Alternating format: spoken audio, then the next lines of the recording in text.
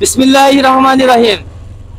প্রিয় ভাই ব্রাদাররা, এখন আমরা যে উদ্দেশ্যে পদার্পণ করতেছি সেই উদ্দেশ্যটা জানি মহৎ হয়। সৃষ্টিকর্তার কাছে আবার প্রার্থনা করি আমরা জানি সেই ট্রফিটা জানি নিয়ে আসতে পারি এবং সেই সাথে আমি ম্যান অফ দ্য টুর্নামেন্ট হতে পারি। এখন আমাদের মাঝে আরো বক্তব্য রাখবেন এই হাউজের সবচাইতে ওল্ড, মানে একদম পুরাতন ব্যক্তি, সে হচ্ছে মিজানুর রহমান মিজান। কিছু বলেন ভাই আপনি।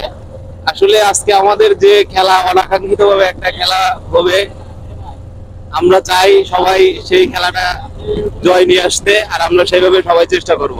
সবাই নিজেদের জায়গা থেকে 100% চেষ্টা করে আমাদের খেলাটা আজকে বিজয় করে নিয়ে আসবে ইনশাআল্লাহ। ধন্যবাদ আপনাকে মূল্যবান বক্তব্য দেওয়ার জন্য। এখন আমাদের মাঝে সেই নয়ন দা কথা বলবে। আচ্ছা, নয়ন দা একটু ভয় পাইছে, তিনি অনাকাঙ্ক্ষিত ভয় পাইছে। এখন আমাদের মাঝে কথা বলবে সেই উল্লাপাড়া সরকারি ইলেকট্রনিক্স এর মানে প্রাক্তন কর্মকর্তা, এখন কিটিতে যোগদান করেছেন, সে হচ্ছে আজিল হক।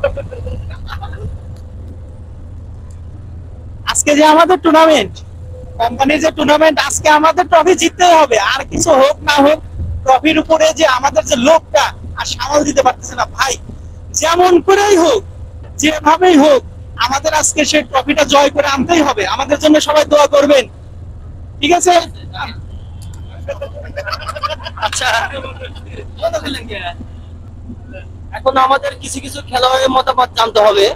মতামত জানার জন্য আমাদের যে মাঠে যে পানি টানা লাগে, সে পানি টানার কিছু ব্যক্তি একটু তথ্য নেই। তারা মাঠে না খেললো কিন্তু পানিতে একজন খেলোয়াড়, তারাও যুদ্ধে শরিক হবে। জাকারিয়া কিছু বলেন। কিছুই বলার নাই। আচ্ছা, উনি খুবই রাগ করছে। উনি ব্যাটিং করবে, উনি ওপেনিং ব্যাটসম্যান আমি দিয়ে দিব আমার তরফ থেকে, আমি পানি টানবো। তারপরে কথা বলেন আমাদের ওপেনিং ব্যাটসম্যান করা। জাকারিয়া সাহেব, খেলার জন্য কোনো কিছু না বললেও তোমার ওখানে সিম বিক্রি করতে হবে, ঠিক আছে? তুমি স্ক্যানার সব নিয়ে ওখানে রেডি থাকবে।